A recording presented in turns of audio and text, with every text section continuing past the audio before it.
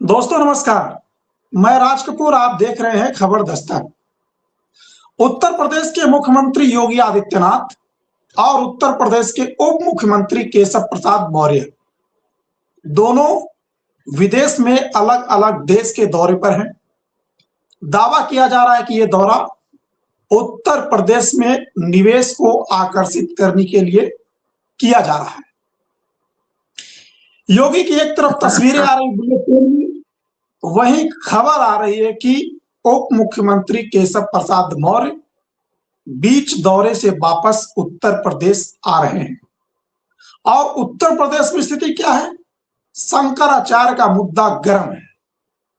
नित्य प्रतिदिन नए खुलासे हो रहे हैं और उत्तर प्रदेश की राजनीति में शंकराचार्य सबसे हॉट टॉपिक बना हुआ है। इस बीच डिप्टी सीएम का बीच दौरे से वापस आना क्या किसी गहरे सवाल की तरफ इशारा करता है?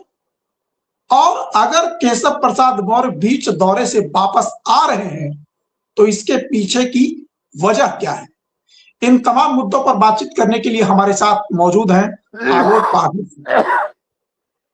सर, ये बताइए कि आखिर केशव प्रसाद मौर्य को यह दौरा बीच में क्यों छोड़ना पड़ा और वापस उत्तर प्रदेश लौटने के लिए क्यों मजबूर होना पड़ा?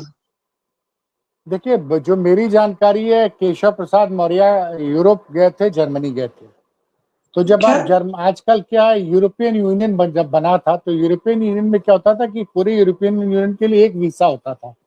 एक वीसा लग गया, यूरोप के सभी देशों में आप जा सकते थे। अब यूरोपियन यूनियन से यूनाइटेड किंगडम यानी इंग्लैंड, यूके अलग हो गया।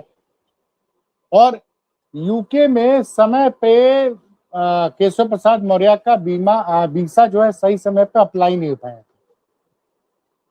वीसा अप्लाई करने का एक समय होता है, वहां सैटरडे संडे छुट्टी होती है।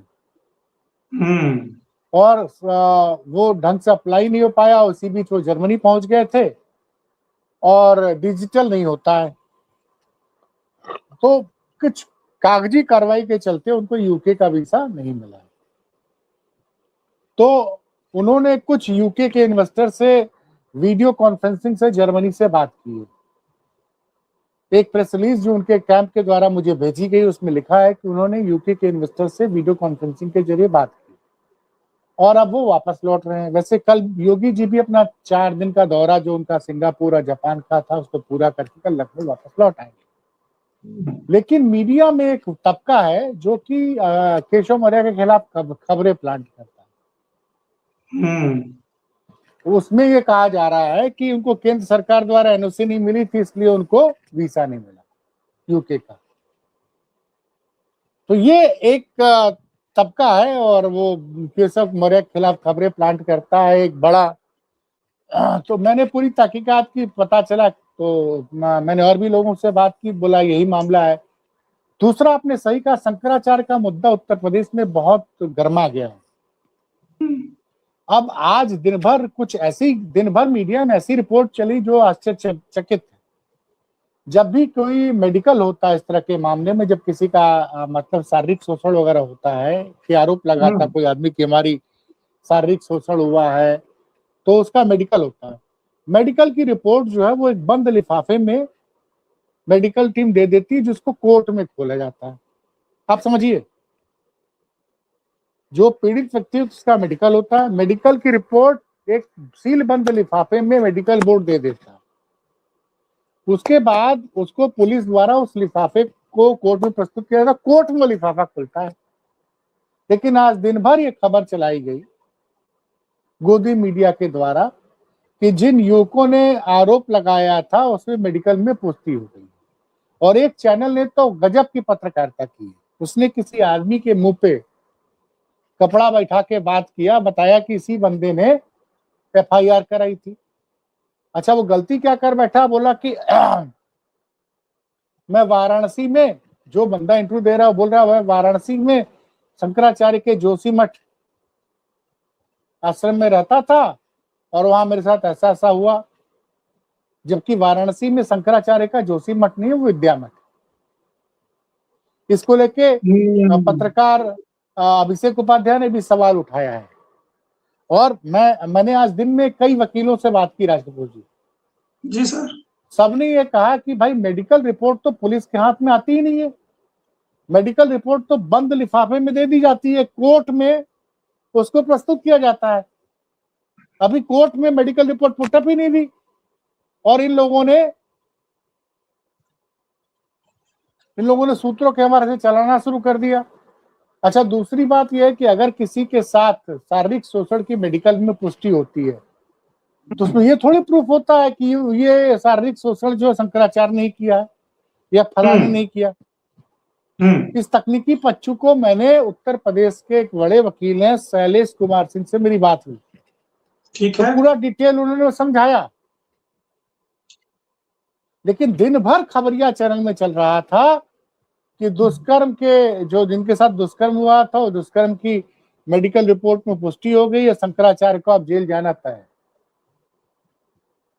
लोग इस तरह के ट्वीट कर रहे हैं। एक पत्रकार है विवेक त्रिपाठी, उन्होंने भी पहले ट्वीट कर दिया, लेकिन बाद में उन्होंने अपनी सफाई दी। मैं आपको उनका ट्वीट पढ़ के सुना रहा हूं जी। तो ये जो आज दिन भर चला है, और उसके अलावा जो सज्जन हैं जिन्होंने की मुकदमा दर्ज कराया, आशुतोष महाराज जी, उन्होंने आरोप लगाया है कि एक उप मुख्यमंत्री लगातार टच में थे। डीसीएम नाम नहीं बता रहे हैं डीसीएम का। दूसरा वो ऐसे बता रहे हैं जैसे पुलिस टीम के साथ घूम रहे हैं, उस पर भी सवाल उठ रहे हैं कि भाई इनको कैसे मालूम कि पुलिस ने क्या क्या विवेचना की। तो ये जो मामला है, उससे बड़ी बात ये है सर कि आशुतोष महाराज के बयान को मीडिया ऐसे चला रही है जैसे लग रहा है कि वो बहुत बड़ा साधु संत है। अरे भाई, अभी तो देखिए ANI ने एक ऐसी महिला का इंटरव्यू किया है जो कि ये दावा कर रही है कि अवमित्रेश्वरानंद के आश्रम में रुकी थी और उसने कह रही कि मेरी कभी अवमित्रेश्वरानंद से मुलाकात नहीं हुई। उसका भी इंटरव्यू चला जा रहा है। मतलब कहीं ना कहीं डायरेक्टली शंकराचार्य की छवि को नुकसान पहुंचाने का प्रयास किया जा रहा है। अब देखिए विवेक त्रिपाठी का ट्वीट लगा, शंकराचार्य का कौन करवा रहा है सर? अब देखिए ना, विवेक त्रिपाठी दिन में 1 बजकर ये ट्वीट करते हैं कि स्वामी अमृतेश्वरानंद सरस्वती के आश्रम में बच्चियों का हुआ था यौन शोषण, बच्ची की मेडिकल रिपोर्ट में पुष्टि, स्वामी अमृतेश्वरानंद की बड़ी मुश्किलें, यौन उत्पीड़न शोषण की पुष्टि होने के बाद हो सकती है गिरफ्तारियां। समझ रहे हैं? उसके बाद कह रहे हैं, थोड़ी देर बाद ये इनकी आत्मा जगती है, ये ट्वीट करते हैं 11:57 पे, देख लीजिए 12 बजे करीब।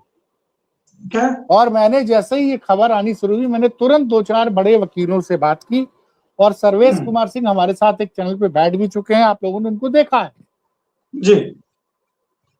तो 11:57 फिर 1:38 पे एक दूसरा ट्वीट करते हैं कि जिन बच्चों का यौन शोषण हुआ वो स्वामी अमृतेश्वरानंद आश्रम के में हुआ करते थे। मेडिकल जांच में यौन शोषण की बात सामने आई है, लेकिन ये आश्रम में हुआ या नहीं हुआ इसकी पुष्टि नहीं हुई। पहली बात खुद लिख रहे हैं, मेडिकल जांच में यौन शोषण की बात सामने आई है, लेकिन ये आश्रम में हुआ या नहीं हुआ ये पुष्टि नहीं हुई है। स्वामी अमृतेश्वरानंद सरस्वती या कोई अन्य आरोपी फिलहाल अभी कटघरे में नहीं है, उनके लिए आगे और भी जांचें होंगी। नहीं, ये बताइए सर कि ये लोग इस तरह के ट्वीट कर रहे हैं, क्या ये लोग मेडिकल रिपोर्ट पढ़ के कर रहे हैं क्या? नहीं, मेडिकल रिपोर्ट तो पढ़ ही नहीं सकते हैं लोग। नहीं तो फिर मेडिकल रिपोर्ट पढ़ ही नहीं सकते। आप कह रहे हैं कि सील बंद लिफाफा में पेश करती है पुलिस। आप बताइए, दैनिक भास्कर खबर चला रहा है कि पुलिस के सूत्रों के अनुसार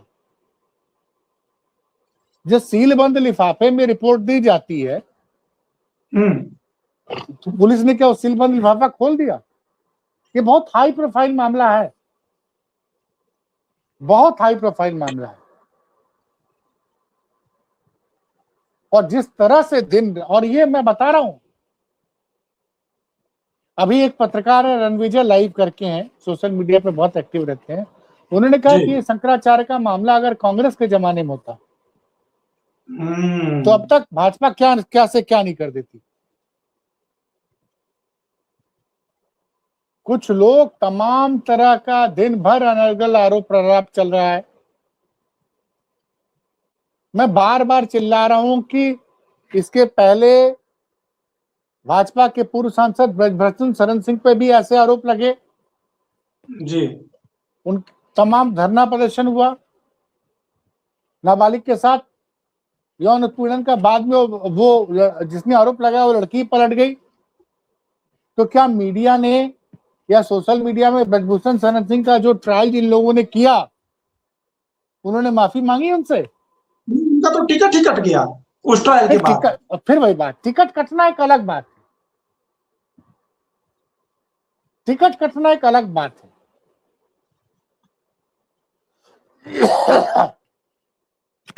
और मैं बता रहा हूं, कर्नाटक के पूर्व मुख्यमंत्री येदियुरप्पा पे भी ऐसा ही आरोप लगा, वो भी आरोप गलत साबित हुआ। अब शंकराचार्य के मामले में गोदी मीडिया को जितनी जल्दी है, भाई बाद में विवेक त्रिपाठी क्या लिख रहे हैं और तमाम तरह की खबरें चलाई गई कि शंकराचार्य के आश्रम में स्विमिंग पूल है। अरे मैं बनारस में रहा हूं भाई साहब, अमृतेश्वर के पहले स्वरूपानंद सरस्वती जी वहां पे केदार घाट पर उनके मठ में गया हूं प्रेस कॉन्फ्रेंस में, और स्वामी जी के हमारे एक पुराने, जहां मैं आज तक समूह के रिपोर्टर संतोष शर्मा ने उससे पूरे उनके आश्रम में घूमकर रिपोर्ट भी बनाई है। सवाल ये उठता है, और जिस तरह के बयान आशुतोष महाराज दे रहे हैं लगातार, भाई पत्रकार साथी अभिषेक उपाध्याय ने लिखा है कि आशुतोष महाराज तो ऐसे लिख रहे हैं जैसे वो पुलिस के साथ तहकीकात में लगातार घूम रहे हैं, या उन्होंने पुलिस से सीडीआर निकलवाई है। आप वो मुख्यमंत्री का नाम मैंने बता रहा हूं, मुख्यमंत्री उस मुख्यमंत्री का आरोप लगा रहे हैं कि वो शंकराचार्य से मिले हुए थे। देखिए ये जो बात कही है, ये लिखे हैं, ये हिस्ट्री सिस्टर आशुतोष पांडे कौन है, अब कथित शोषण की मेडिकल रिपोर्ट्स इसके पास कहां से आई, डिप्टी सीएम का कॉल रिकॉर्ड इसके पास है क्या, पुलिस की विवेचना का ब्यौरा कैसे दे रहा है, पुलिस के जिम्मेदार अधिकारियों के साथ दिख रहा है। और उन्होंने उत्तर प्रदेश के अपर मुख्य सचिव गृह को टैग करके लिखा है, संजय प्रसाद जी क्या आपके गृह विभाग में आउटसोर्सिंग के जरिए कोई बहुत बड़ी भर्ती तो नहीं हो गई है? विभाग जल्दीबाजी में भर्ती का विज्ञापन जारी करना भूल गया है, तमाशा बन गया है। मैं सुबह से देख रहा था, लेकिन फिर मुझे लगा कि हम लोग को अपने दर्शकों को सही जानकारी तो देनी चाहिए, तो आपने इंतजार किया।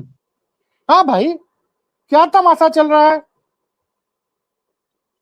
अब देखिए,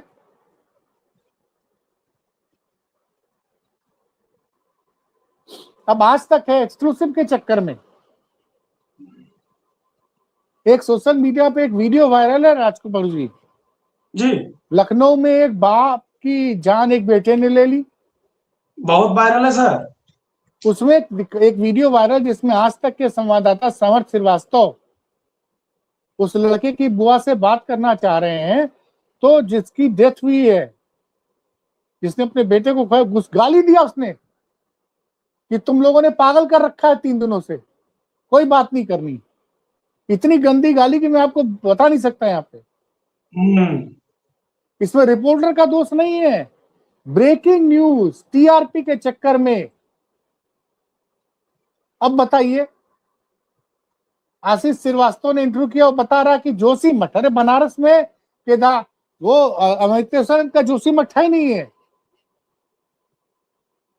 ये सबसे अच्छा है, क्योंकि गाइडलाइन ये कहती है कि इस तरह के जो शारीरिक शोषण वाले मामले आप में उनको उसकी पहचान नहीं उजागर करनी है, ना आप उनका नाम बता सकते हैं, न चेहरा दिखा सकते हैं। तो आप किसी के मुंह पे दुपट्टा लगा लीजिए और बोलने लगिए। और आज तक खबर क्या चला रहा है, एक्सक्लूसिव ब्रेकिंग न्यूज,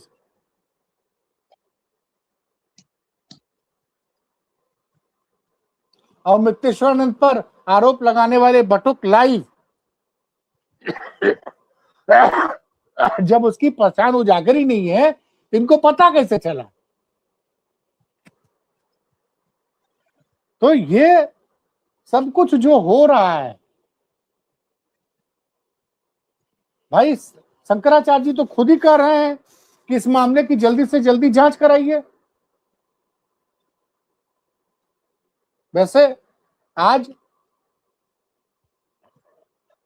आशुतोष महाराज के खिलाफ भी शंकराचार्य जी के जो शिष्य हैं, जिनको इस मामले में सह आरोपी बनाया गया है, उन्होंने एक चैनल से बातचीत करके बोला है कि हम लोगों ने आशुतोष महाराज के खिलाफ भी कोर्ट में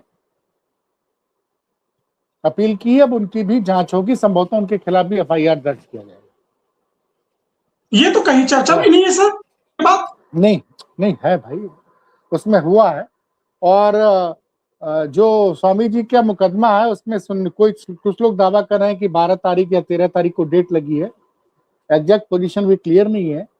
और जिस तरह से आशुतोष महाराज एक उत्तर प्रदेश के उप मुख्यमंत्री का नाम ले रहे हैं कि वो लगातार शंकराचार्य जी के साथ टच में थे, वो कह रहे थे कि आप धरना प्रदर्शन करो, मैं आऊंगा तो मैं आपको पानी पिला के धरना प्रदर्शन आपका बंद कराऊंगा, तब आप खत्म कर दीजिएगा। तो एक गंभीर आरोप लगा रहे हैं।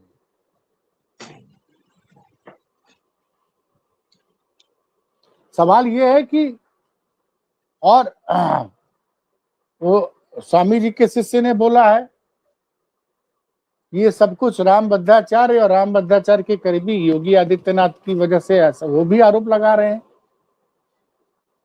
तो ये जो उत्तर प्रदेश में भारतीय जनता पार्टी और अगर ये मामला गलत साबित हो गया, अगर शंकराचार्य पे लगाए गए आरोप कोर्ट में गलत साबित हो गए, तो योगी आदित्यनाथ की सनातन के रक्षक की छवि को बड़ा नुकसान पहुंचेगा। राजकपूर जी ने बताया ना आपको, क्योंकि इस मामले में आम जनमानस से जो मैं बात कर रहा हूं, वो लोग बहुत नाराज हैं। तो क्या आप ये कहना चाह रहे हैं कि स्वामी अभिमुक्ति शिवानंद का मुद्दा योगी के सनातन रक्षक की छवि पर दाव लग गया है? अगर ये मुकदमा आरोप गलत साबित हो गए जी, तो योगी आदित्यनाथ की सनातन के रक्षक की जो छवि है उसको बड़ा नुकसान पहुंचेगा। और ये आदमी जो आशुतोष महाराज जो अनर्गल बयानबाजी कर रहा है रोज, और मीडिया जो जबरदस्ती अमित शाह की गिरफ्तारी और उनको दोषी करारने का, उसको सबसे ज्यादा जल्दी है, मीडिया को सबसे ज्यादा जल्दी है। तो मेडिकल रिपोर्ट, भाई राजकपूर जी, मेरी आपकी 12 बजे बात हुई ना फोन पे जी, दिन में, और इस वक्त मैं जब वीडियो रिकॉर्ड कर रहा हूं, रात को 1-1:30 बजे रिकॉर्ड कर रहा हूं जी, मैं चाहता तुरंत खबर कर सकता था ना। बिल्कुल। जैसे भास्कर, जैसे तमाम मीडिया वाले, पुलिस सूत्रों के अनुसार से मैंने कम से कम 3-4 वकीलों से बात बोले इस तरह के मामले में मेडिकल रिपोर्ट जो है सील लिफाफे में मेडिकल बोर्ड दे देता है, वो कोर्ट में उसको कोर्ट में जज के सामने उसको खोला जाता है। पुलिस बस ये बता सकती कि इस मामले में मेडिकल रिपोर्ट हमारे पास आ गई है, उसमें क्या कंटेंट है पुलिस नहीं बता सकती, क्योंकि सील लिफाफे में होता है।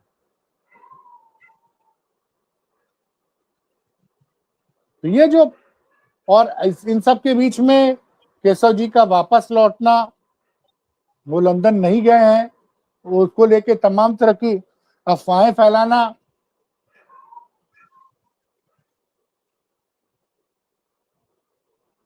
ये बता रहा है कि उत्तर प्रदेश में हालात सामान्य नहीं है। नहीं तो एक चीज बताइए सर, कि एक चीज बताइए कि ये जो आशुतोष महाराज हैं, जो शंकराचार्य पर आरोपों की झड़ी लगा चुके हैं, बयानों में डीसी का नाम भी ले रहे हैं, और दावा किया जा रहा है कि ये राम भद्राचार्य के शिष्य हैं जो योगी आदित्यनाथ के करीबी हैं। तो क्या आशुतोष महाराज के बहाने कोई, जो मैं बोल रहा हूं एक बार दर्शक सुन ले, क्या आशुतोष महाराज के बहाने कोई अदृश्य शक्ति एक साथ जिस डिप्टी सीएम की बात कर रहे हैं उसको और शंकराचार्य को निपटाने की साजिश रच रहा है, क्योंकि डिप्टी सीएम के खिलाफ इतना मुखर होकर बोलना ये आशुतोष महाराज के खुद के बस की बात नहीं हो सकती। तो क्या कोई अदृश्य शक्ति उसके पीछे काम कर रही है क्या? देखिए राज कपूर जी, ये चीजें जांच का विषय और समय आने पे मेरा मानना यह है कि बहुत जल्दी बहुत कुछ सामने आ जाएगा। उत्तर प्रदेश में स्थितियां सामान्य नहीं है, सामान्य नहीं है, बिल्कुल नहीं, नहीं बिल्कुल नहीं है। और आप सोचिए कि उमाशंकर सिंह क्या छापा पड़ा। अब उनके जो समधी हैं दिनेश प्रताप सिंह, वो इनडायरेक्टली आरोप लगा रहे हैं कि ओम प्रकाश, और उनका कहना है कि भाजपा के एक मंत्री जो उन्हीं के साथ मंत्रिमंडल में उन्होंने उमाशंकर सिंह क्या छापा पड़वाया। दयाशंकर सिंह का नाम ले रहे हैं, है दयाशंकर सिंह का वो नाम ले रहे हैं, लेकिन मतलब क्या हो रहा है, एक कैबिनेट मिनिस्टर दूसरे कैबिनेट मिनिस्टर पर आरोप लगा रहा है कि वो उनके समधी क्या छापा पड़वा रहा है। नहीं, तो इसका मतलब जो आप कल डिबेट में बात कर रहे थे कि 2017 विधानसभा के समय उत्तर प्रदेश में समाजवादी पार्टी के अंदर जो गुट बन गए थे, उस तरह के गुट अब उत्तर प्रदेश में भारतीय जनता पार्टी के बंधन और बनते जा रहे हैं। ये सिर्फ मैं नहीं कर रहा हूं, तमाम पत्रकार जो खुल के नहीं बोलते हैं वो व्यक्तिगत बातचीत में इस चीज का मुझसे जिक्र कर रहे हैं।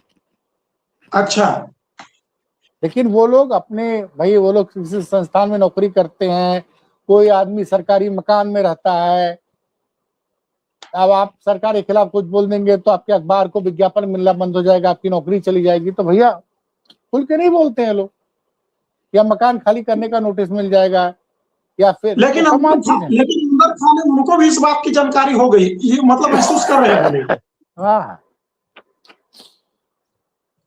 चलिए फिर शंकराचार्य जी पे कुछ और अपडेट आएगा तो हम लोग, अगर विश्वसनीय अपडेट होगा तभी हम लोग दिन में कल खबर करेंगे। ठीक है सर, देखते हैं। नमस्कार।